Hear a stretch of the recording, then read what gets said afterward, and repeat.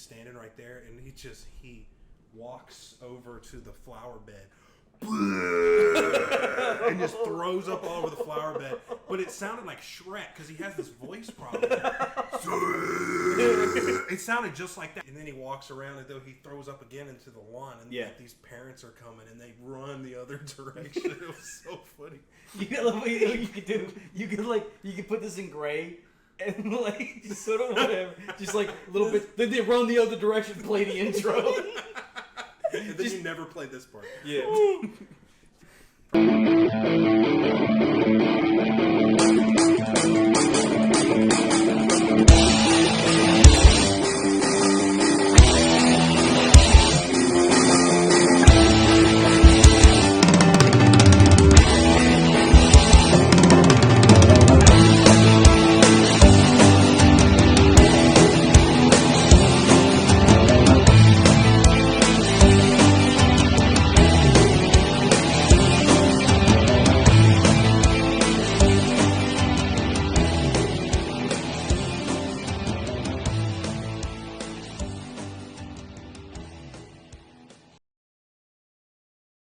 Hey everyone, welcome to the R&R Podcast.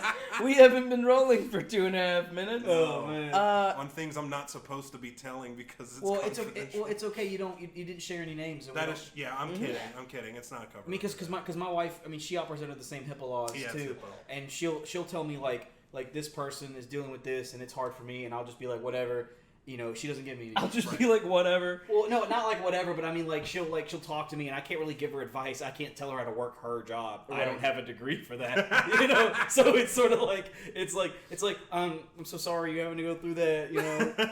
Here's some ice cream. Oh Jesus. Welcome to the R&R Podcast, everybody. Hey guys, we're here with a good friend of ours, Micah. Hello. Introduce yourself. We're gonna leave some links to his stuff in the description, but this is the wonderful mind who created our intro for the very show that you're watching.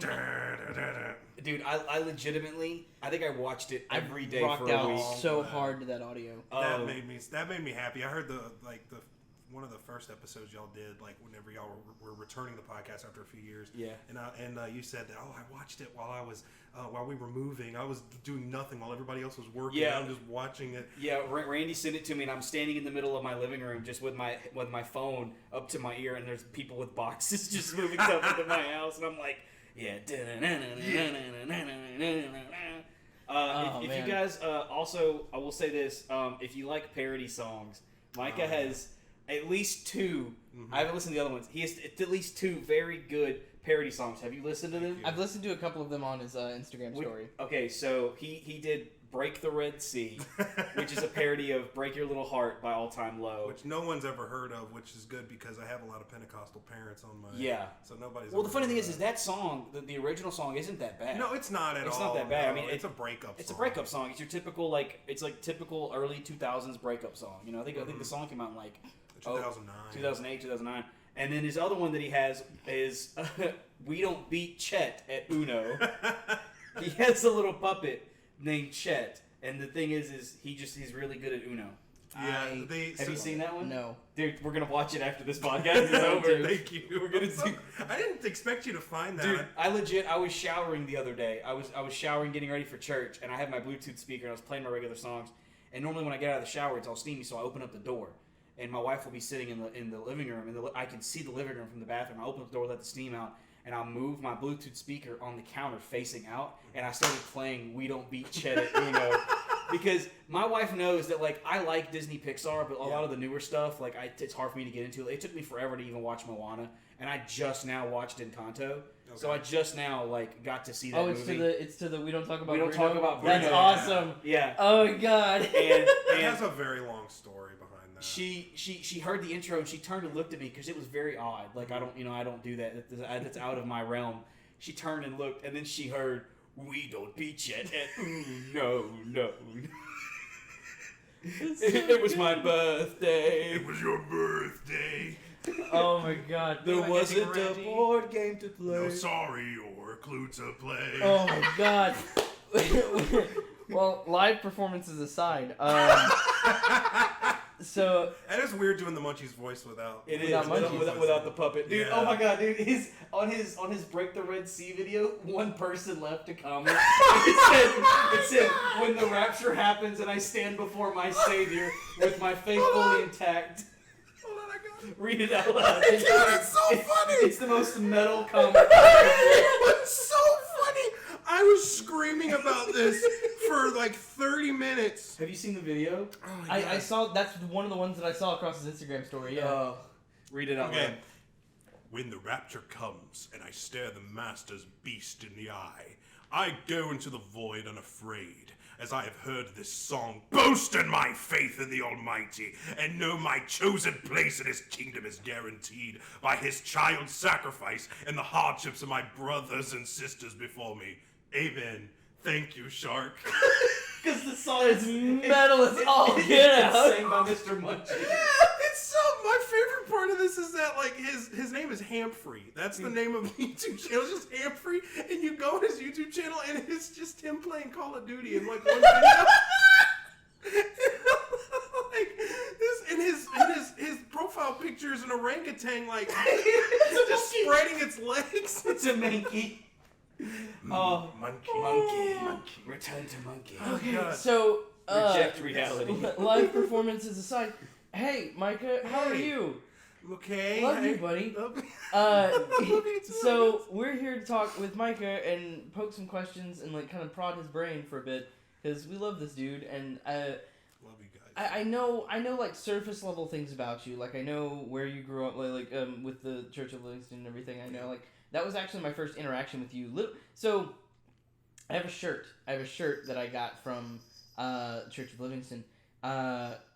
It was Consuming Fire. Yeah. I believe it was like 2012 or 13. Oh, and I dang, it saw was that you- far back. I Okay. saw you with it was the bird. Oh, the Zeke? bird- Yeah. Zeke, Oh, yeah. that would have been 2017. In 2017, 2018, one of those two. Well, 2017, that was the year that I brought Zeke, and he was, I was an usher back then, and I brought out Zeke, and he did, like, as people were walking out, I was talking to them. I was Yeah. like a social reject. yeah, I don't know why I did that. Well, I was like so 15. and it's funny that you say social reject because like I like Funny okay that you mentioned like that. well like no okay so my genuine honest reaction like whenever I first saw you was like man this dude is weird Oh, I don't blame you. and like me and Reed have talked about this before both on the show and off the show. Salt 2018 2019 His first year was Your first year. 17. His your was first 17. year of Salt, after I saw you with that puppet, your first year of Salt, you came in with a giant trunk Yeah. filled Yeah, it was a with trunk. puppets that sat at the foot of your bed, Still have it. and we got into the dorm. Your trunk was already there before you even got to the dorm. Yeah, so so- somebody came and dropped it off. Yeah, we it never was, saw that. Seth Walton. They didn't have coaches back then, but he was like the guy that was over. It was like L3. And Yeah. yeah, it was one of those. And so I got there a little later, Mm-hmm. and so I was with my mom, and we didn't know where to go. We were literally just walking around the campgrounds, and I texted Seth, who had like texted us once at that point, and I said, hey, I don't know where to go, and he runs over and he grabs my chest and goes, I'll meet y'all over at the dorm. You got to go talk to Salt Admin real quick. So he ran to the dorm. It was at MOI that year, Mm-hmm. and he put it down, and then I talked with Salt Admin, and then I went into the dorm. So that's why I saw that first. While you were walking around and talking with Saul Admin, Mm-hmm. everybody else was filing into the dorm, and I remember getting in, setting up my bed. I was in between you and Nate this year, and we had gotten like close to the door in that corner, you know. Yeah, on the left, yeah. And so we're setting up our beds and everything, and then we turn and we see this chest. Dude, I walk And- in and I see it. It's because the way that dorm works is you open up the front door. There's a little kitchenette area, and then there's the next door is immediately right there, and your bed was right there in front of that door. So that chest was. So we opened the door. We opened the door. It looked like a freaking COD Zombies loot box just sitting there. The lights were off, and it opened it up, and it just you just hear like, "Dirty man." Yeah, like it was calling to us. Yeah, basically you see it. It's just like it was dark. And we walked in. We're like, It's a Zelda this thing was huge. And like he looks at it, and he goes, "Who's this?" And I was like, "I don't know." And then we saw you walk in, first thing you did was reach into that chest and pull out Kermit the Frog. No, it was the next morning. Oh, it was the next morning. Oh, I remember that like the back because the first thing that happened was he came in and sat down and didn't say a word to anybody. Oh, that's right. And then I was scared. And then I got up in front of everybody and I asked everybody to introduce themselves and give an expectation. And Micah was the only person whose expectation was mildly spiritual at all. Everybody else was like, yeah, I'm just here, hope we have a good year. Micah was like, I hope a lot of kids see Jesus, and I hope they learn to experience. He was saying all these things, and I remember just going like, what a dork. It's funny because that's what we're there for. This guy. It's like it's essentially what we're there for. We're there to help kids learn, and we're here to sort of help guide them, through their problems and through their experiences in life, and sort of give them tools out to help outside. But we never really fully talk about it because once we get in the dorm, it's like hoopty hey, hoopity hoo, and Micah was like, no, he just. I hope these kids see the light of God and it changes their lives. Like he said something that was so incredibly spiritual and metal, and also I was like the way he said it so monotone. I was like, ooh. I was like, you homeschool. And so like everybody Me too, bud. there was that moment where everybody sort of looked at each other and were like, yeah, that's wonderful, man. Who's next? Go to the next person. Yeah. And then you. So that year it was my first year's dorm leader, and I remember I get up before everybody else. I turn on all the lights, make sure the air's on, and I wake everybody up. Well, I noticed that when I wake up, there's no lights on in the dorm, but there's a little bit of sunlight coming through the windows, and I hear singing. I hear very soft singing coming from the dorm, and I'm like, who is that? And I'm like looking around, and nobody's awake, but I notice that melody? because and as I'm waking up, I'm hearing the voice. I'm like, God, that voice sounds so familiar, but I can't place it. And from where I was at in the dorm, I was if you walk in the dorm, I was on the left wall, and the way the beds were, I'll wake up and I'm looking out across the whole dorm, and I scan from left to right, from the back to the front, and I get to the front, I see this guy sitting on his bed with a Kermit the Frog puppet propped up on his knee, just singing, "It's not easy being green." I had the instrumentals pulled up on YouTube. He was singing that song, and I just was watching. I was like, oh my God. It was a very deer in headlights moment because I think you had been watching me for a little I while. watched you for 5 solid minutes. And then I looked up, and then you were looking at me, and then I turned off the YouTube music, and you just went, and you walked back into the bathroom. I was like, oh God, he's gonna bully me. and then that same year we had the Salt Talent Show, and you got up in front of everybody, and here's the thing, I had seen you with the puppet, and it didn't connect that you might be a ventriloquist. I just thought he just might be into puppets. When you got up in front of everybody that Sunday night and did that bit with, it was the little boy puppet, Billy. When you did that, I remember. Oh yeah. The whole no square bit you did. It is awesome. This is my square. He got up and he did a puppet bit with this little kid Billy, and this guy who had not said 10 words to anybody in the dorm, all of a sudden he could express himself through this puppet, and he turned into an absolute menace. He called people up on stage, made fun of them and whatever, did everything. And then sat them down. And then I remember halfway through the bit, I turned and looked at our friend JB, and I was like, we have to have, we have a juggernaut on our hands, yo. I remember I'm the juggernaut. JB had the salt, the service schedule for that week right there. I remember her writing a big old star and just putting Micah LeClaire does puppets. The star circled it, and then she was like, "Find the spot now." Really? I didn't know that. Yeah, no, we were immediately trying to find.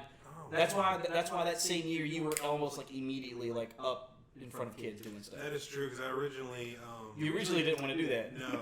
Well, I was with a group, but it's a really long story. But basically, I was letting this out even though I didn't have the Holy Ghost, and so I was put with someone because they didn't want me by myself with the kids. Yeah. And I don't blame them at all. But so I had a partner, but like by day 2, I was just always doing stage stuff, and I just basically abandoned it. Yeah, exactly. Which is why the next year you were on Salt Service team. Yeah, 2018. So you've never actually had like a group of kids. Not technically, no. Yeah. But, I mean, after that, I started doing children's evangelism full time, so it was like I got that experience instead of what happens at Salt. Which that's an incredible feat in itself, just building yourself up from the ground like that in a matter of 2 years. 2 years. 2 years. And I didn't it's expect insane. that to happen at all. No, I mean at first I didn't start ventriloquism because I wanted to do kids ministry. It was y'all saying like, okay, he had the chest and he was like in the waking hours of the morning he's with a Kermit. Yeah. So with a Kermit puppet, and the reason was because I was just extremely emotionally attached to them. I started ventriloquism in 2016, right after our house got flooded. They had a big flood here. Yeah. You probably know Randy. The flood just destroyed Livingston Parish, East Baton Rouge Parish, Ascension, all that. And my church was destroyed and my house was destroyed. And so I was 15 at the time. And I think the funny thing is that same flood is the same flood which put me working in Baton Rouge when I was working with Office Depot. Yeah, Nate and I were down here in Baton Rouge fixing a store. Oh, I didn't know that. Yeah. Which one was it? It was the one over there next to the guitar center. Oh, okay, yeah. It's like the Guitar Center, Office Depot, and there was a Cane's right there. And that was where the old Mall of Louisiana used to be. Yeah, because the flood had destroyed so much that there were so many stores that a store that went from making $2,500 in a day went to making $25,000 in a day. They didn't have the stock to keep up. That's crazy. Yeah, It's weird when you hear stories and you just they piece it together, and you realize you were within like a 10-mile radius of each other. Yeah. Because it's weird. It impacted a lot of people in Louisiana because like I remember the Moss Bluff Pentecostal Church. They came in, they gave us supplies and water and stuff, and then years later I did their VBS with the puppets. So like if you were not hurt by this flood, because this flood spanned a big area, like it. All of Southeast Louisiana. It was New Orleans, Slidell. It was New Orleans is a given. Yeah, I mean, like you're talking about, it was Livingston Parish. I mean, East Baton Rouge was, flooded. Yeah, it was gone. I mean, there were stores that were shut down. Oh yeah, for months. Like I didn't have school for like 3 months. And then on top of that, we had to get a hotel in Scott, Louisiana, because there were no hotels available anywhere closer. Scott. Yes. So we had to drive from Scott to Baton Rouge every day. Yeah. I hate Scott, dude. That's a messed up town. Yeah. I would not want to stay in a hotel. I remember y'all had told me that y'all were coming down, y'all would be in the area, and we tried to get lunch a couple times that week that we were there. Yeah. But like I had offered, because I thought it was just you at the time, because you were telling me as if it was just you, and I was like, yeah, we got the spare bedroom, and he was like, I don't want to sleep with Nate, I'm good. It was 3 of us. It was me, Nate, and a female coworker. And so like I was gonna offer to put you guys up, but no, it didn't work out that way. So yeah, it's very strange to see the interconnecting story from that far back. And apparently, like you saw me at Consuming Fire, like before. Let me see if I'm gonna go dig, because I know that shirt is here. So I know I have it. Like for the uninformed, Consuming Fire is a youth revival my church does every year. It's so. Randy doesn't live far from me. Randy lives. Now he lives in Baton Rouge, but at the time he was living in Livonia. And so Livonia is probably 45 minutes from where I live, like somewhere around there, 45 minutes to an hour. And so he goes to a lot of the Section 2 stuff, and that was one of our youth rallies. So I guess I may have even seen him before then, but it was.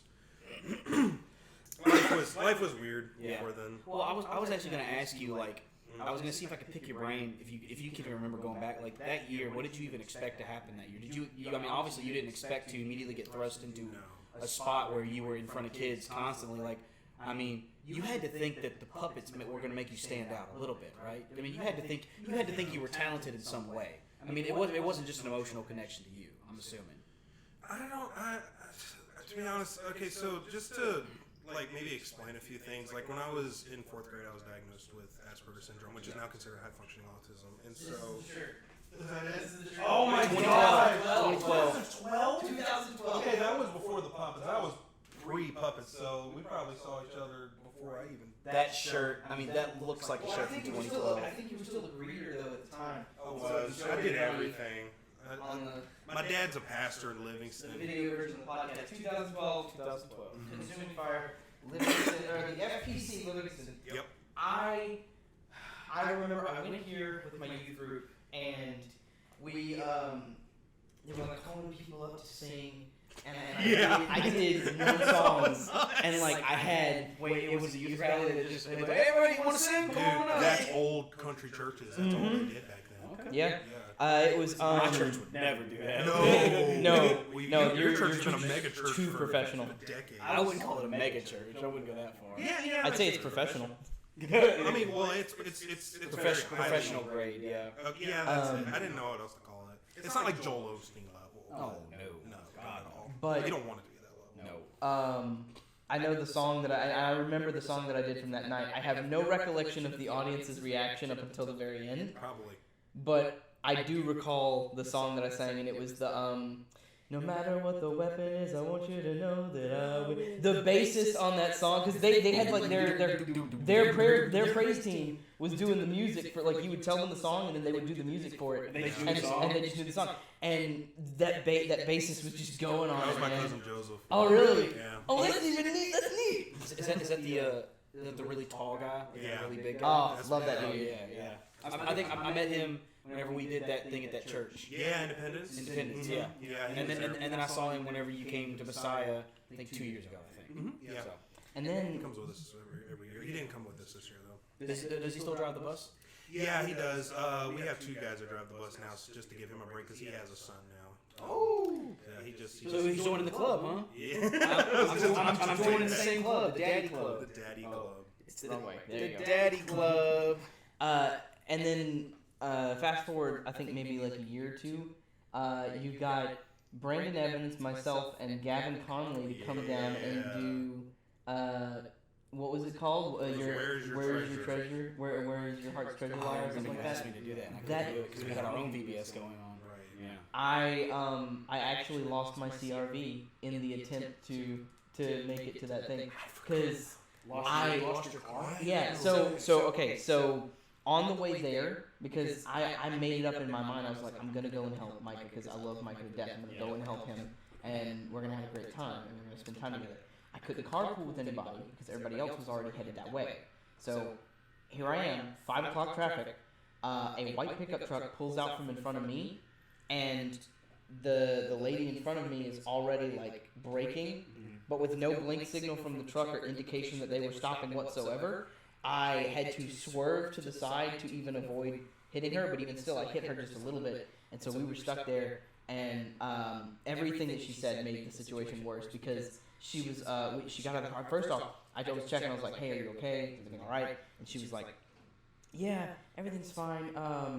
Are you okay?" I was like, "Yeah, I'm gonna go ahead and call the police, get somebody out here." And so I went ahead and I got somebody out there. Because our stories matched up, they didn't give either of us the ticket, even though it technically should have been my fault.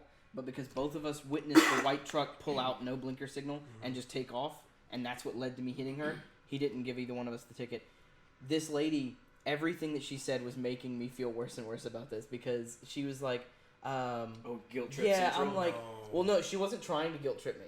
She wasn't trying to. You don't know that. We were just talking. Women have a good way of. We were just talking, disguising it. and she was like, "Yeah, me and my husband, we've been trying for a while, and I just got pregnant." And I was like, "Oh my god, if anything happens to this child, I'm gonna kill myself." Like, me and my husband, we've been trying for a while. We adopted a kid with leukemia. He died. It's like And it then- just gets worse and worse yeah, and worse. and like, oh my god, it was so bad. It was so bad. And then I showed up to you guys. My dad had to come and get me and drive me the rest of the way. And I showed up to you guys, and they were like, "Hey, where's your car?" And I was like, "Funny story."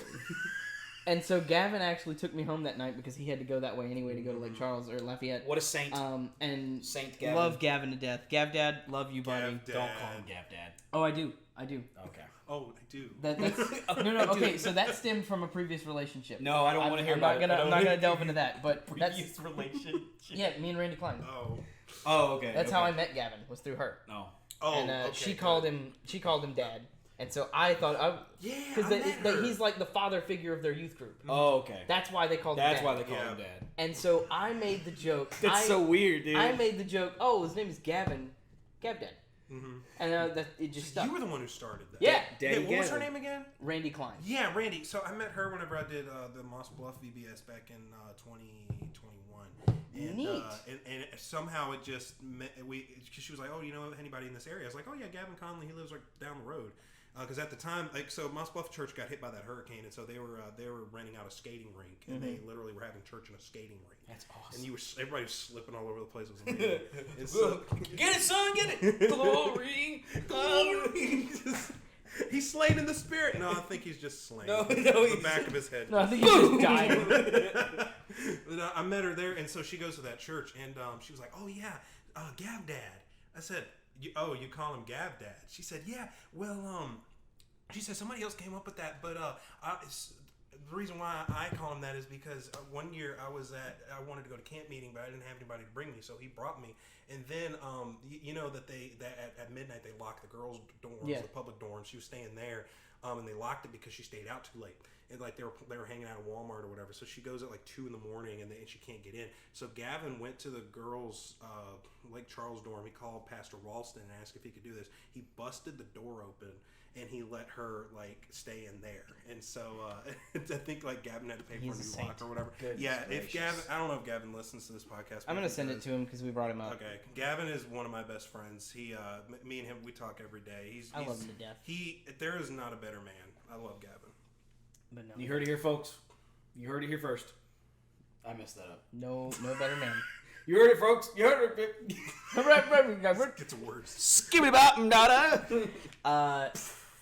So and it was funny that we brought up Gavin because I actually had something that I was supposed to bring up with you on one of our podcast episodes, but I can actually bring it up now. We were talking the other day. He sent me a post on Instagram because we'll send stuff on Instagram back and forth. He sent me something on Instagram. Stop. Nope. The Yu-Gi-Oh was still trying to get me. So he sent me something on Instagram related to Avatar: The Last Airbender, and I wanted to get your opinion on it, but I'll also get your opinion as well. All right. So we had like a short little discussion. It's like a bit from like a Reddit or something. It says anonymous theory number 12. The Airbenders during Wan's era could fly because they had no earthly attachments. However, once they met the Sky Bison and adopted them, they weren't able to fly because they got too attached to them. Okay.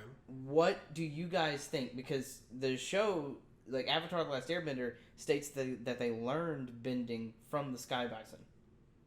So what do you guys think? Okay, but Korra also, they made it to where they got bending from the lion turtles. So that just completely scraps the whole idea where it's like, oh, they learned bending from the animals. Because they kind of do a lore, they kind of do a lore change. It's like a retcon. Yeah, like a lore retcon with Korra, which is not terrible. I mean, it wasn't a terrible retcon. It makes more sense. It does make more sense. Especially with like the lion turtle in Avatar: Last Airbender, which like the first show, which comes out of the middle of nowhere. Yeah. And it goes, I'm going to give you the power to take away bending. Yeah, basically. And then, so like, but it makes sense. Okay, the biggest they Deus Ex Machina. Like, yeah, exactly. Literally I hated the that about biggest that thing. ending. I hated that. It's the only like thing about that show where you just go, you know. And I think what they were trying to do with Korra was they were like, okay, let's explain that. If they gave the power to do bending, so they can take it away.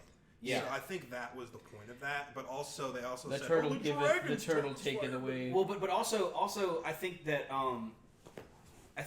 whenever they say like this animal taught us this, I don't think necessarily that they taught him how to bend, but if you watch the motions, they mimicked a lot of the motions. Like they do the whole dragon dance. So maybe it's less about the animals actually teaching them how to bend, but sort of teaching them the form, like the form and the fluidity of it, because you know, like because they have the firebenders have the dragon dance, and then you know the air bison just sort of glide and they have more smooth motions, you know. So it's like, you know, I don't know. I mean, like we could take it literally, or we can do it like me, and I always took it figuratively. Like, I did as well. Like they didn't teach them how to do it; Right. they just sort of studied them, and they were like, "Hey, this works." Yeah, I'm a writer, so that was a cat that just jumped on us. as a writer, I can look at the show and what was happening in the show, and I can tell that the original idea was they wanted it to have like a very figurative meaning behind it, where it's like, okay, it's like a bunch of Asian lore, where it's like, okay, the animals taught us this. It's like it's kind of like Chinese fables, like they teach us these lessons or whatever. So like it's not it's a lot of symbolism. Yeah, that's right. It's more symbolism, and so like. I'm okay with it just being figurative because I feel like that was the original intention of the creators. I agree. See, that's the way I interpreted it. Because I'll be honest with you, like that's the one thing, that was the lion turtle coming out of nowhere. Was one thing that was like, it's like really cool and mysterious because everybody comes out and Aang's gone and all they have is footprints leading to the ocean, and Zuko just goes, "Oh my God, we lost the Avatar." It's like he drowned. We lost the Avatar. It's funny. But I know, like, if we're talking about Avatar: The Last Airbender, I know Korra gets a lot of hate. Some of it deserved. Yeah. A lot of it undeserved, I think. I don't think it was bad. Huh? I don't think it was bad. I don't think it was bad either. I think my problem is I think the show was a little too unfocused. Like, it tried to have too many villains. It tried to operate like an anime. Yeah. Every season needed to have a villain where they could have had an overarching villain. Like, in my opinion, the first season with Amon and the guy taking away people's bending and all that, and the season with, I forgot his name. He was the airbender who could fly. That's one. No, that's not one. That was the whole point of that theory. Vatu. No, not Vatu. Vatu was the last. No, the third, the airbender guy. Yeah, the airbender guy. Zahir. Okay. The guy who airbended the air out of the Earth Queen's lungs. Well, it's because up to this point they have always shown the air people being like peaceful. They're peaceful. Even though like Aang is the only one that's alive, you see them through flashbacks and stuff like that. They're always peaceful, and then like you come up with an airbending villain. It's genius. It was genius, and they did it perfectly. And I think for me, I think if Korra, if you take away season 2 and everything that happened with that, like I understand season 2 is what gave us the retcon, but season 2 also like. It honestly, like, they need to rearrange the seasons. If they're going to rearrange the seasons a little bit more, to where season 1 is actually, season 2 is actually season 1, and season 1 is season 4, and season 3, move the season around. And then, I think it's just structured. Yeah. It's just structured weird. Right. I think that, you can tell that and I noticed that from a writer's standpoint. I was like, okay, this is very disjointed. It feels like they are kind of coming up with stuff as they go along, and so I looked up the history of the show. Yeah, and it is entertaining. But the first season was actually supposed to be the extent of the show. Mm-hmm. They were not supposed to go past season 1. Yeah, it was supposed to be a miniseries. And they put everything they had in that first season. They did. That first season was phenomenal. Yeah. But they couldn't end it. You notice that the ending is just super abrupt. Like she just gets her powers back immediately. Yeah, she gets her powers. Yeah, and Amon dies. Yeah. Yeah, and which that scene's amazing. That's one of my favorite death scenes ever. Yeah, with him putting on the spark glove. Yeah, over the gas. Yeah. Over the boat. I'll be honest with you, I didn't expect that because I didn't expect, because like that character, he didn't he seemed almost too proud to do something like that, But at the same time, I was just like, wow, what a way to go! Mm-hmm. What a way to go! It was so good, and he's like you said, he's so proud that you don't expect that. But it just shows you how tethered he is to his brother, how his brother just saps everything out of him. Yeah. Because I think that was the point of the character, especially when you've seen him in his flashbacks. Like with his brother around, he's not like that. Yeah. Like he can only come out of a shell when his brother's gone. Yeah. But once he's back, he couldn't. He had nothing left. Yeah. He was it's almost like whenever he's by himself, he adopts an alpha personality. When his brother comes around, he immediately sinks down into this sort of submissive. Right. So great show. I love how we just completely got off track. No, I would like to... Legend of Korra. I would like to point out as well, because I don't know if Gavin took a second to go and research it, because it was a few hours later, but he responded with the exact season and episode that Aang said that they learned from the Sky Bison with. Mm-hmm. And he literally he sent it to me. He's like, I get what the theory says, but it contradicts the show. Aang states in season 3 episode 12 that the airbenders learned from the bison. And I just kind of looked at that for a second and I went, of course, Gavin. Of course you did. Of course you actually'd me without actuallying me. It was funny is like he said it, and Randy didn't deny it. He was just like, okay, that sounds good. And the guy was like, no, I need to be clear about this. Yeah, well, me and Gavin talk every day, and like we get into like either discussions about media or just like religion, and he's very prepared all the time. So it does not surprise me if like he just knew off the top of his head. So going back, kind of shifting focus back to where it was supposed to be. You mentioned Gavin and Randy's brain went to that. No, it's fine. I mean, it's a conversation. I mean, that's all this really is. We're just having a conversation. So, like with you, I think earlier I asked you if you had any expectations going into that year, and I think you came out with the shirt or something like that. But like, and I know you. So you said that they paired you with somebody because because of like there are. For those of you that don't know, we all three of us have participated in a children's ministry. It's basically what it started out as, where every year for the past 20-something years out in Tioga, Louisiana, at the Pentecostal campgrounds, we have about 1,000 kids that register each year, and basically kids from the ages of, I think it's 16 to 29, I think is technically the age limit, but if, obviously they don't really enforce the age limit, but those people, a lot of them are responsible for a group of kids, teaching them lessons, and sort of guiding them through the week. And then there are people who are above them, They have leaders upon leaders upon leaders. Very organized. It's a lot more organized now than it was when you first joined. That is true. It's a lot more organized now. I appreciated that. It's basically a counselor program. Yeah. We're talking about SALT. So SALT is. They have a church camp that's for kids ages like 8 to 12, I think. And the church camp is a separate entity. The church camp has been around for longer than SALT has. Right. Yeah. But what happened was there were a group of kids. I mean, kids. They were kids. They were later teenagers. They were later teenagers that were like they wanted to help, and so they come up with an idea to just take a group of kids around and whatever. And it started as just every single one of it was like 15 of them. They just had a group of kids.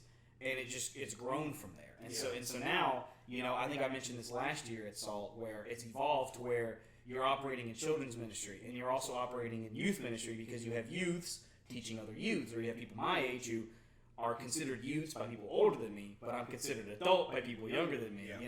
It's evolved for me, like because me when I started out in SALT, I started out in kids ministry, and it has gone to where now I have moved into high school ministry. And like that's where I feel more comfortable. Like I honestly, if I could explain to you, like there was one time I literally showed up to kids ministry and I was like, wow, I felt like that switch, like, and I was like, I don't need to be here anymore. I need to move on. It just sort of felt like the right thing. You get to an age where you feel like God gives you another calling. And so, I mean, like me, I couldn't do high school ministry right now because that's technically my peers. Like I graduated from high school, but not by much. Well, and you also technically you're finishing college. Yeah. So I mean, like I'm done with my bachelor's. I'm in my graduate. Which saw the lab coat post. Congratulations. The white coat ceremony. Thank you. Yeah, we wear those at the nursing homes and stuff. Dr. LeClaire. Yeah, people have been calling me that. I'm like, I'm not a doctor. Yeah, it's like please stop. They gave you a white coat, but you're not a doctor. I love that. It's like, not only doctors wear lab coats. It's the therapists. I don't know that. Right. We're normal plebeian human beings. We don't understand your government. I watch TV and movies, and in TV and movies, only doctors wear white coats. Yeah, punk. Like your social workers, your psychologists, your. Funny enough, every social worker I've ever met is usually wearing a sweater. So. Well, they don't because they work with people that have just been lambasted by doctors or whatever. They want to look more relatable. Yeah, they don't want to look like a doctor. Yeah, they want to look like Mr. Rogers. Right. They want to look friendly. Like with me, I'm not going to wear my lab coat when I work with kids. So I do 3 clinicals: one for kids, one for adults, and one for geriatrics. And so whenever I haven't done my kids one for I've done kids for undergrad, but not for graduate. And so I'm not going to wear it then because the kids would be like, "Oh, you're going to stick me with a needle," So what are some of your? No, I would never. Kermit will. I'm gonna be putting you on the spot a little bit, but what are some of your favorite places that you've performed at? For those who don't know, he goes around and he performs at churches. Yeah, he gets around and at VBSs. And you know how many years I tried to get you to come to our VBS? Really? I pushed for it for years and years and years, and I could never get it okayed. Oh, that's okay. Because I think at that time you were just a guy. You weren't like I think now just a small town girl. I think I think you were calling yourself the puppet pulpit, but like it wasn't what it is now. I think like I think like now if I said something about it, they would do it. But the people that they know what they want and they go after it. It's the people that run those things now and even back then. But I pushed for it for years to try to get you to come. I could never get it okay. Never get it okay. But what are some of your favorite places that you've performed at? Man, campgrounds is definitely one of them because like the energy. There's like 1,200 kids. 1,200 kids, and then on top of that, you have like 300 plus adults. Yeah, they have parents. And then you have all of those. You have all the SALT people that are watching. Which are all screaming your name. Yeah. Because we love you to death. Thank you.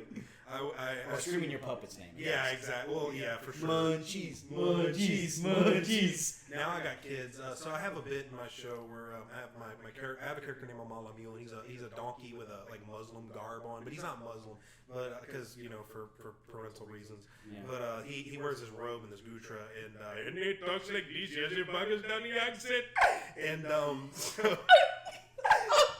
Yeah, that's his last name. So we do a bit where so his last name is his full name is Amal Amul, but obviously I'm not saying the part, and he gets mad at me, and so I say, well, I'm not saying that, and he goes, well, is your name Micah Lick? I said, no, it's Micah Leclerc. He goes, yes, your name is Micah Leclerc. That is what they said, and my name is Amal Amul, and so I have to so that is my Jeffafah Dunham. Like, kids are coming up to me now and saying, "Hey, Micah, lick a chair. Hey, Micah, lick a chair." That literally happened last night. I was at men's conference. I was at the campgrounds yesterday for men's conference, and they had this little boy come up to me. He goes, "Hello, Micah, lick a chair," and then he runs away. And so that's awesome. That's my thing now is Micah, lick a chair. But what were we talking about? I forgot. Your favorite places to perform. Right. Campgrounds is definitely one of them, just because of the energy. The energy there's unmatched. Absolutely. One of my regulars is the Pentecostals of Ascension. That's Kevin Boken's church. I go there probably twice a year. I haven't seen him. I know. I had reached out to him a little bit ago. We were supposed to go and get lunch sometime soon-ish. That was a couple months ago. Oh, really? Yeah, I had reached out to him recently because I saw him like 2 weeks ago. My sister was working at PetSmart here in Baton Rouge. Whenever we were living in Addis with our buddy Blaine, and Kevin came into PetSmart for something, and she saw him. Was like, is that Kevin? Have you seen him in a minute? I'm like, no, I haven't. And I was like, can you see about making sure I have his up-to-date number? And it was the same number, so I texted him and was like, hey man, how's it been? And we just caught up a little bit. It was very nice because I haven't seen Bokenator in quite a while. Bokinator with cheese. Bokinator with cheese. I love that year where we were doing the Fruit of the Spirit dance with Brother Cletus, and Kevin Boken put on the bacon outfit, and someone took a picture and memed it and sent it out to all the SALT. It was like when Kevin Boken becomes Kevin Bacon. Dude, funny story about Kevin is he and I used to hate each other because Kevin, again, that's most of your relationships. That's how they start.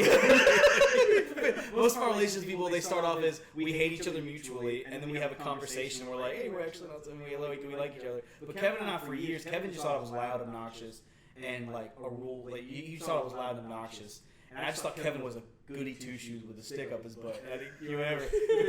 And then I think what happened was we were forced to work together on something, and we realized that we were just sort of giving each other a hard time. So over the course of 2 years or so, we became friends. And I love talking to him. He's like wise. Like I knew he was only like 20-something years old, but I felt like I was talking to my dad. It was like he's very wise. I remember one time I was sitting. I think it was during a Friday or Saturday service during training weekend before the kids get there, and I was sitting there and I'm thinking about something, and Kevin walks over, sits down, puts his arm around me, and starts talking about what I was just thinking about, and I was like, holy crap. And he just starts talking about whatever, and how he starts telling me how I'm feeling, and I hadn't said a word. I just looked. We made eye contact, whatever. And so Kevin and I love him to death. But there's a moment where I got to see Kevin. I got to see Kevin in his glorious like natural habitat. So we had I think her name was Sister Angie. She was a missionary. I think her name's Angie. I can't remember her name. Was she on the screen like she was calling in on Yes, Zoom or yes, she called it on Zoom that one year. I forgot her name. JB will be able to tell me, but I know she was staying at a hotel in Pineville. She was staying at the one with the convention center right there, past where the Canes is now. Okay. The Holiday Inn you stayed at? Yeah. It's the hotel right past that to the right. Okay. So, she was staying there. So we go in and we know what room she's in, and we tell them like, we call her and say, hey, we're on our way. We get into the hotel. We go to the front desk. We tell the front desk, hey, look, we're not here to get a room. We're here to pick somebody up and bring her in, whatever. Like, who is it? We give her the name. She was okay. She called up to the room, and so the lady at the front desk tells me and Kevin, she says, hey, so she's gonna be down in like 5 minutes or so y'all just wait here. And then she goes and walks away. Kevin looks through the door and sees the breakfast and he goes, follow me. And we go into the breakfast area that's for like hotel guests. And I'm, Kevin, we're not guests. He goes, they're not, what are they going to do? What are they going to do? They're not going to know. And we go in. You want it back? You're going to have to wait a while. Dude, we go in. Dude, Kevin and I, we basically stole from this hotel. Like, Kevin and I, we go in and Kevin gets like a banana, a piece of toast, like a little tiny muffin and everything. I loaded him up with bacon and grits and I just sat down. So even whenever he's the bad boy, he's still a good boy. He's still a good boy. And I sat down and I looked and we just sat there eating breakfast and she comes down the stairs and she was like, they let y'all do that? And it's like, and then we were just like, not really, but you and Kevin literally did a Family Guy bit. You guys literally did a Family Guy bit. Dude, I was like that time that I went to the hotel and stole all their food. Well, like, okay, so my fiance puts on shows like American Dad, Family Guy, stuff like that to sleep. Background noise, right? And I couldn't sleep one night, and so I'm watching. And as you do. And Chris, like, it's a B plot of the episode. There's something going on with Lois is supposed to be the A plot, but I didn't care about that because Peter and Chris go hotel to hotel doing this heist of just breakfast robberies. Oh my God, are you serious? Like, legit, you were telling the story and I was like, oh my God. He's literally just crazy. Dude, I mean, I gotta tell you, I was flabbergasted because I never would, like, and whenever we got back to the campground, and I was telling people the story, and I left out of the fact that it was Kevin's idea. I just said, yes, so Kevin and I went in, and we ate breakfast at the hotel. They were like, why would you do that? You're not at the hotel. And I made it seem like it was my idea, because people were like, oh, you know, of course you would think that. And then I went, actually, guys, if you want to know, it was Kevin's idea. They were like, their reaction, they were appalled. Kevin was sitting there just sort of like, as you do. As you do. Oh my gosh, man. Heaven will surprise you sometimes. He will. He's so funny. I gotta, you know, my wife is pregnant right now, and I'm gonna be a dad in November. And so here recently I've been taking stock of just things, and I think about all the people that I've met, and all the people that I've been blessed to be a part of their lives, like yours in particular. Like I just thought I was a guy in your life who just, you know, like, who just encouraged you. Mm-hmm. But when you sent me that message that year that I was, because I left Salt for a year because I had some issues. I was very angry, and I let everybody know it. And I took a year off, came back, apologized, and they you know, I basically went from being, you know, a leader to going back to right, and I was totally fine with it. And they put me in your group, and you sent me that letter, and it put a lot of things into perspective. Yeah. It helped me become a lot more self-aware of my place in my place in general. And so it's so here recently I've been thinking about it, and like I think about Kevin, I think about Gavin, I think about you. Like I never would have thought that I would know somebody. I know, honestly, if I could look back 15 years ago and you tell me, hey, yeah, so you're gonna know a guy who's like you're gonna be friends with this guy, blah blah blah blah blah, and he's gonna tell you all these things, and I'm like, yeah, you're lying to me, man. Straight up my leg. There's no way. There's absolutely no way. Because that guy would never hang out with me. That guy's got too much self-respect. He's got too much respect for himself. See, like that's the same for me too. Like if somebody told me like you would have had friends, period. But like I'm telling friends that aren't made out of cloth, made out of fabric. But I honestly didn't know that. I thought that you really, because I remember writing that letter. So like just to, like for more clarification, I was assault coach that year, and so whenever they, like Reed said, they put him as assault leader, and so that means like I'm training the assault leaders who are going to be teaching the kids. So I don't have kids, but they put Reed in my group, and so like I had him and like 8 other people, and I was at first I was like, oh yes, the Padawan has become a Jedi. when I left you, I was but the learner. Now I am the master. And then, but after that, so I tried to write a letter for my assault leaders at the end of every year, just tell them what they did right and stuff. Well, pretty much every one of my assault leaders that year I just met, or like except for like Colby, I think. Yeah, Colby. And Colby Jack Cheese. Colby Jack Cheese. And but then I got to read, and I was like, I got so much history here, and it was just more than what you did during the week of SALT, because like you did what you always did, and I was like, I don't really know if I can contribute anything to that, because like he knows what he's doing. And so I was like, I'm just gonna tell him thank you for everything that he's done for me over the past. And you started listing like specific things that I've said and done to you, and I was like, I don't remember any of this. Here's an itemized list of disagreements.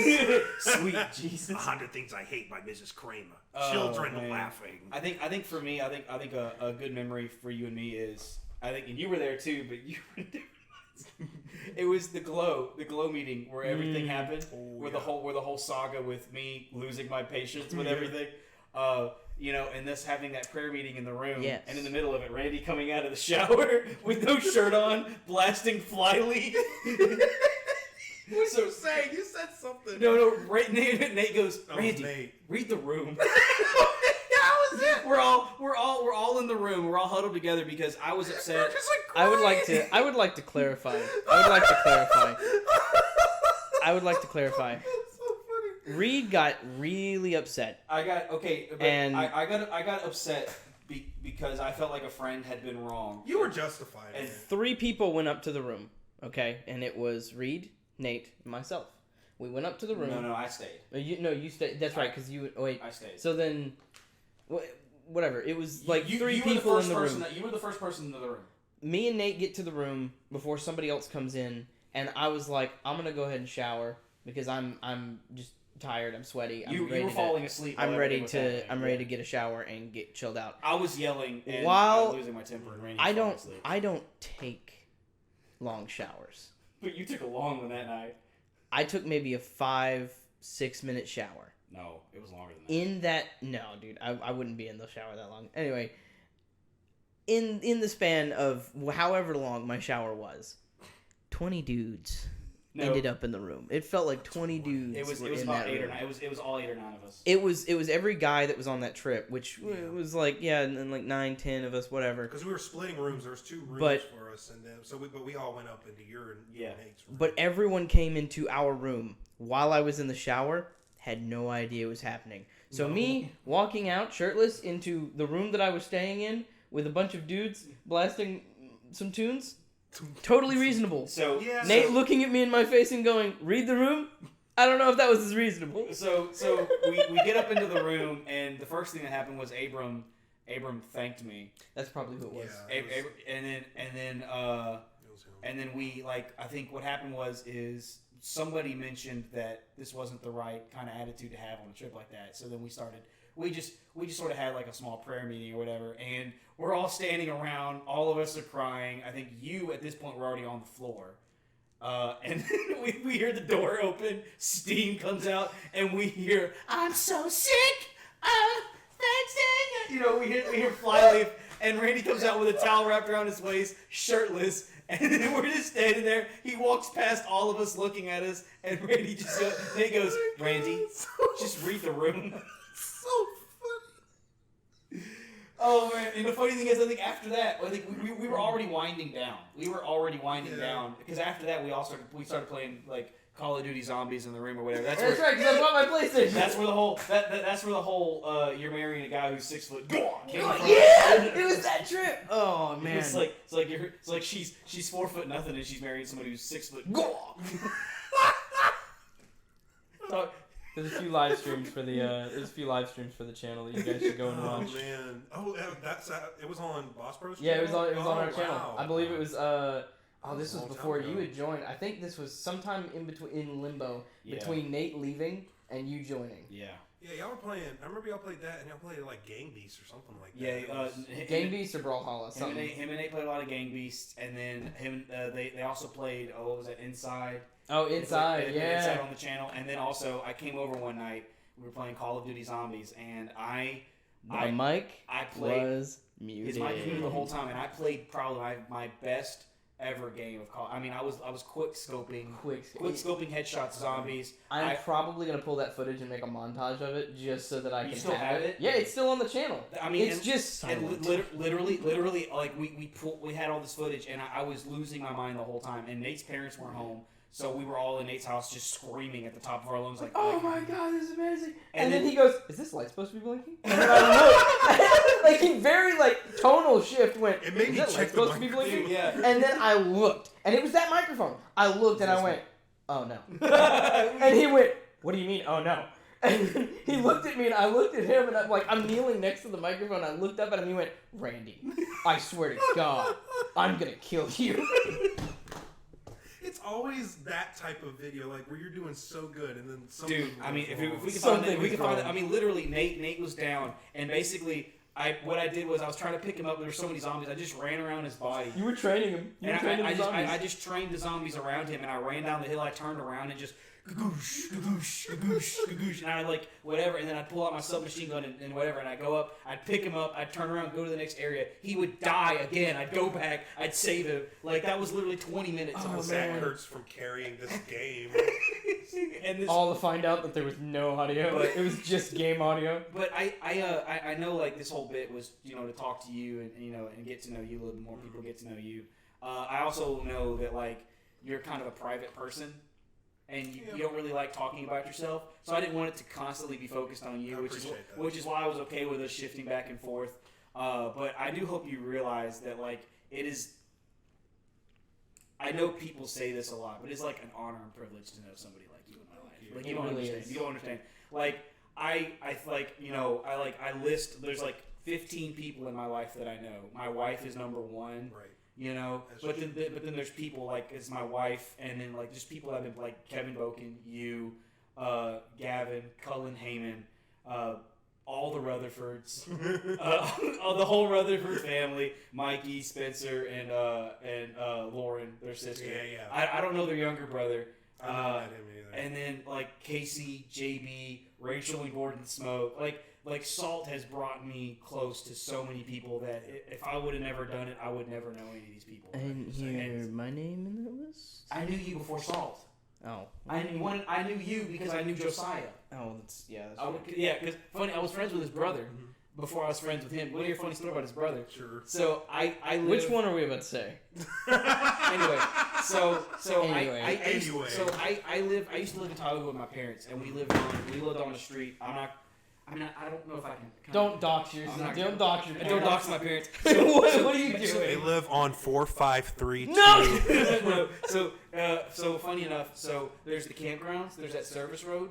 We lived right next to the campgrounds. I used to on the years that I wasn't a part of camp, like if I was a junior camper, and I wasn't going to junior camp because my parents basically told me once I started doing salt, they were like, you do salt or you do camp, and I always chose salt.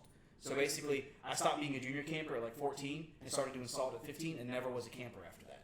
So I never got to experience. Yeah, because my parents were like, you do one or the other. Oh, that's interesting. So because salt costs money, but camp costs a lot more money. Oh, So my parents were like, okay. we'd rather spend $50 for you to do salt for 1 week than to spend $50 for that and then $100-something for that. Back then, it probably would have been 120. It was a lot of money, but I used to go to night services, but that was before they started making you pay to go to night services, which was ridiculous. But I didn't like that. We digress. We digress. I didn't like that choice personally, but it's neither here nor there. I realize now that that's probably not a good thing to say. So, So his grandparents, his grandparents, Helen and Curtis, lived on the same road as us. Yep. Lived like right down the road. There's a hill, there's a curve. They're right there. I skateboarded to his house several times. Yeah. He was a skater boy. I said, "See you later, boy." So then He always turned me away. So his brother used to live with them. He used to live with Helen and Curtis, and so, like my parents one day they were like, "Hey, you know, so and so lived down the street." I was like, "Who?" They're like, "This person." Blah blah blah. I didn't know who it was. So they're like, "Hey, why don't you go over and say hi?" So I walk over, say hi. I was like, "Oh, this guy, he plays drums like I do, and he plays video games like I do. He has a swimming pool. That's cool. You know, it's like all these things." So we started hanging out, and then it got to the point where it was like, he'd come over every once in a while, and he could drive at some point. So he'd drive over his route home, whatever. One time he drove over to our house. He's gonna. I have now realized what the story is. He drove over our house. It was at this moment that Randy realized. None of us were home. We were all out. There was no cars in the driveway. He knew none of us were home. So he wanted to leave a message. The thing's on his pocket knife. Like you do. And he carves into our door, "Come to Josiah's." Like you do. My dad got home. My dad was like, I might go to jail today. My dad was like, they might charge me with second-degree murder. I love your dad. I just want to clarify that. I love your father. You know, the funny thing is, when he was so mad. I think it just hit me like a horror. Yeah! It's vandalism. Straight up vandalism.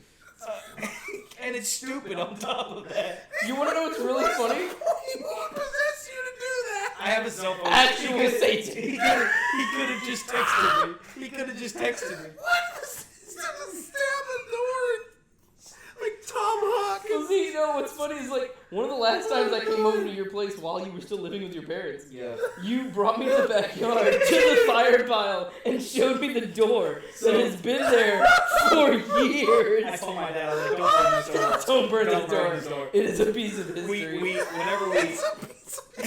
So There's gonna be a museum one day, and it's gonna have this door. my dad one day he ordered a new door because the old one was falling apart. And so we took it off its hinges and we were taking it out. And my dad, he hadn't thought about it, but we took the door off its hinges and he was carrying it. And he looked down and he saw it. And I could see him getting mad.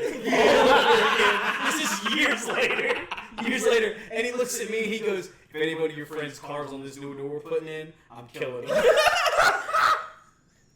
Oh, dude. And then like. It's the funniest thing I've ever heard in my life. And then before we moved out, like right before I moved out with my parents, Randy came in for Christmas one year to go see Helen and Curtis down the street. And I got a call from Randy, and he was like, "Hey, what you doing?" I was like, "I'm at home. I'm in my room.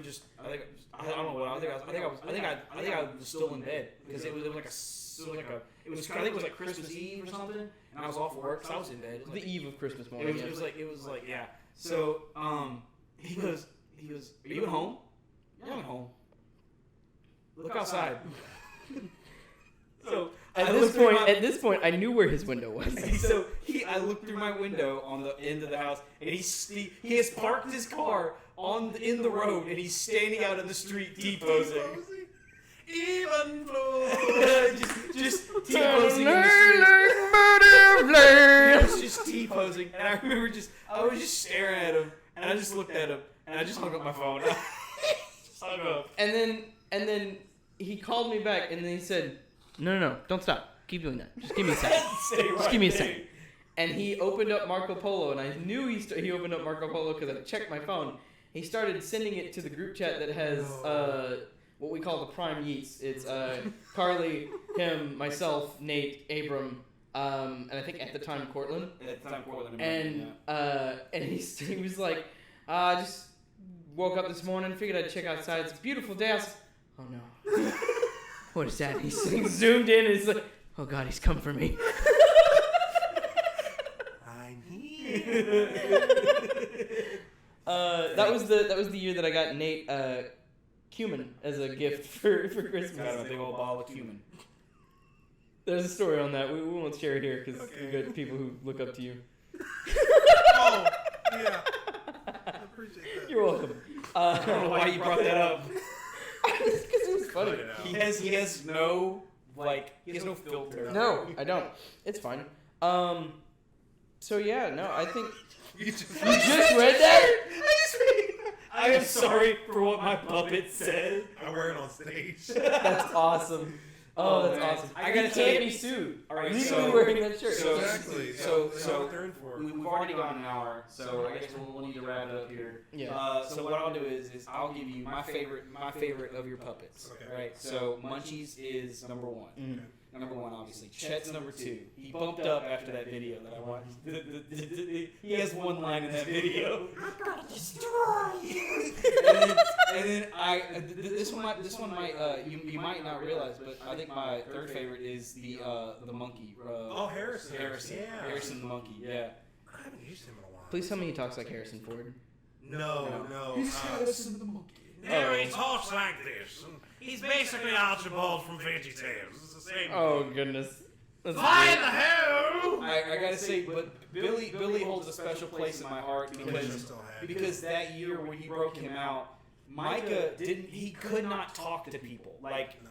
I didn't realize at the time. I just thought he was. But Billy homeschooled and threw weird. hands. But he was rated E for everybody to catch his hands. So when Micah put the Billy puppet on, Micah goes, "I can't say these things to these guys because they'll beat me up." But Billy Billy says says these it. things. I was bullying people. You bullied Gabe. Yeah. You I bullied- did. Let's not say what I said. No, but like, but there was a guy in our dorm who was a lot like me, loud, boisterous, and like if people don't know him and don't know who he actually is, could come across as a certain way when he's really not. He's really a super nice guy. Mhm. And so like Micah, like people started asking Micah to roast them with the puppet, right? And what happened was we started this bit where we go to the dorm during break time. We'd all huddle around a bed. Micah would stand up and he would make fun of people. It was all consensual, and he would just make fun of people. Consensual He roasting. would just make fun of, and we just laugh and laugh because he would point things out about ourselves, and it's just hilarious. But there was one guy in the dorm who never asked for it, but he would always butt in with a joke. And Micah one time looked at him and goes, That's not funny. he said something, and we all looked at him and he was like, That's not funny. You're not funny. Go sit down. it's like, I remember Colin Heyman, I called him Chewbacca arms. So Billy goes, you got Chewbacca arms. And so I remember at the last day of Salt, he came up to me and he says, "Hey, it was very nice meeting you, Micah. You made me very insecure about my arms." Awesome. That is, I love Cullen, dude. oh man, dude. Look, I think it's funny though. Your story starts with that. Yeah. Like, your story starts with you Roasting the crap out of people. You gain confidence by taking all of these loud, obnoxious people and getting them Down to sit, 20 pegs. and getting them to sit down and listen to you and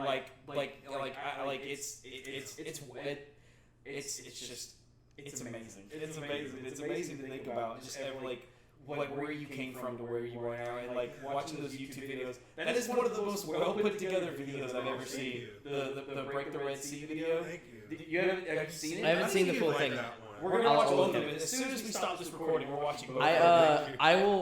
We'll end the episode with it. I'll give you my since he gave you 3, I'll give you my 3. I will say, ever since I watched you drop kick Chet into the audience, Chet has probably been my favorite.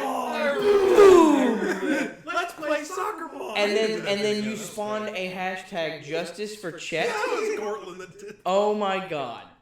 Like that he immediately skyrocketed to my top. Munchies is a very close second. I do like Munchies a lot. I want a lot of there was a thing that I heard. It was an Adventure Time quote, and I thought of Munchies whenever I heard it. Oh really? It was like Ice King is with like Marceline or whatever, and Finn and Jake come to take him away, and like he's all tied up or whatever, and Jake leans into his ear and goes, "The way you treat the female gender disgusts me." Like something to that effect.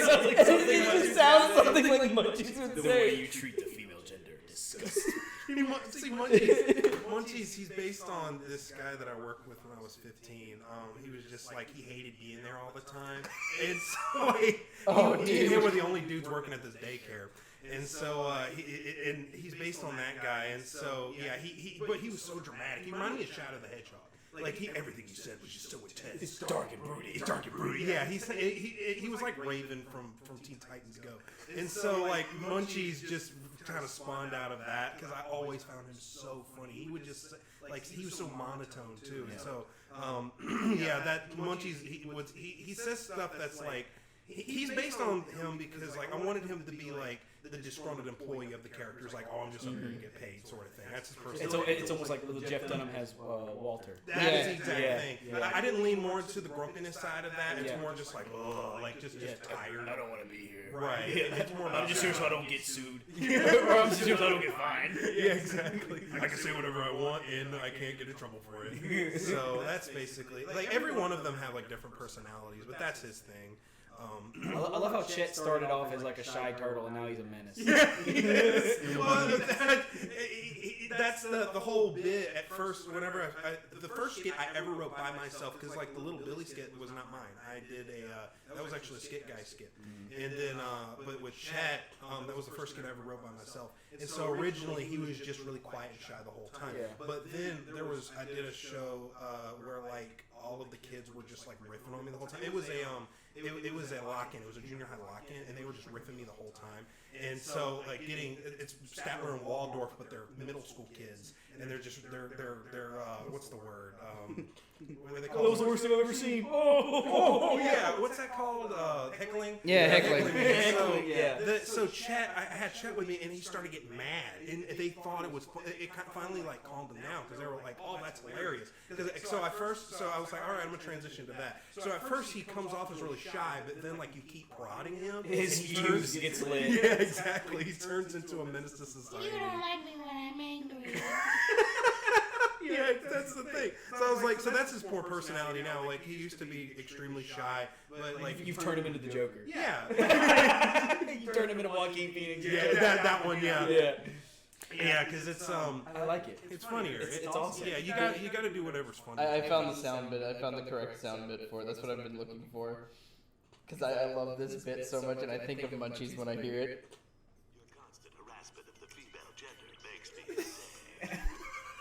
Your constant harassment of the female gender makes me sick. Constant harassment of the female gender makes me sick. Oh, dude, that might be where we ended. Dude, if you ever need any guests on a show that is like Sesame Street-esque for your puppet pulpit, please dial us up. I want to make like a still kid-friendly but edgier Sesame Street. Like, I would help you write stuff like that. I tried years ago. So during 2020, I did You can tell me the line and I'll push it. I did a show called the Puppet Pulpit Sunday School, which was I made it for churches. They paid for me to make these videos for them and personalize them for their church. Yeah. Like just say they're like, oh, what's going on this church? And what's going on? Insert name here. Basically. Yeah. And so it was the same video though, and so I would send it out, and then later I released it on my YouTube channel. Oh, yeah, I saw those when I was scrolling. Yeah, it was a Puppet Pulpit Sunday School, and some of those bits are really funny, but like I was very limited by what I could do, so I was filming that show. I was filming every single puppet by myself. I did the audio first, and I lip synced it in front of a green screen, and then put them all together. And sometimes you can really tell, but so like that was how it was at first. Like there was a lot of bits that I just thought were hysterical. Like we did one. It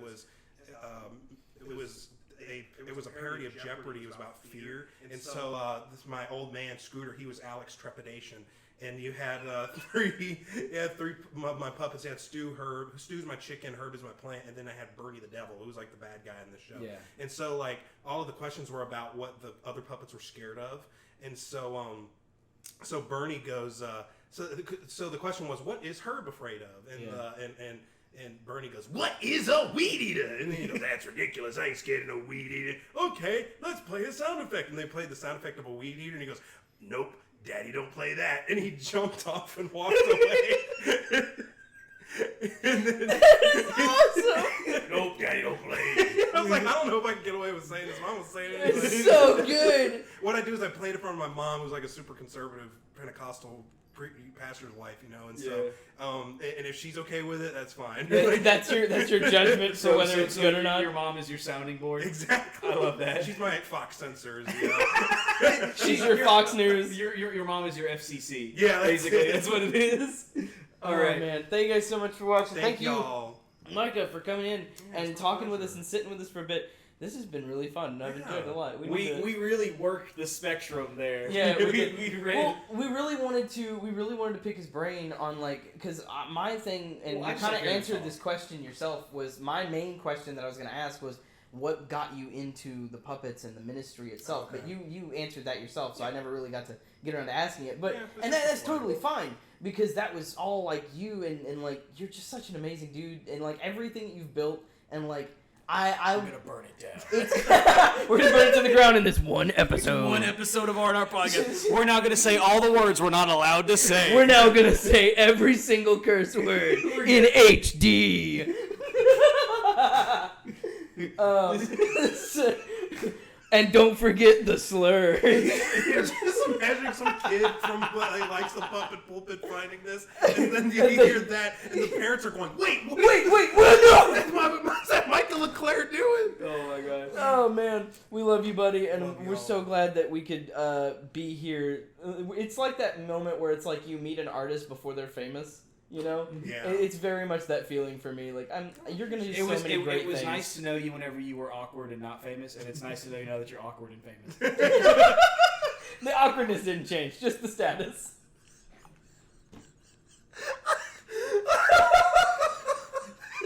It has the same energy as whenever we were talking and Thomas was there. We were talking about how some girl said something mean to me that I was dating, and Thomas goes, "Well, man, she was right." Goodbye, everybody. That's my brother-in-law right there. I love brother-in-law. Thomas, if you're listening, I love you, man. That was Oh hilarious. man, that's awesome. Check the links in the description. We'll have links to the Puppet Pulpit on YouTube and other Yes. stuff over there for him. Thank you. Oh man, peace out, everybody. Just be safe. And Enjoy yourselves. We're going to be doing some sort of party game with Micah, so be looking for that. Yes, be looking for that. Coming up on one of these here Wednesdays. Deuces.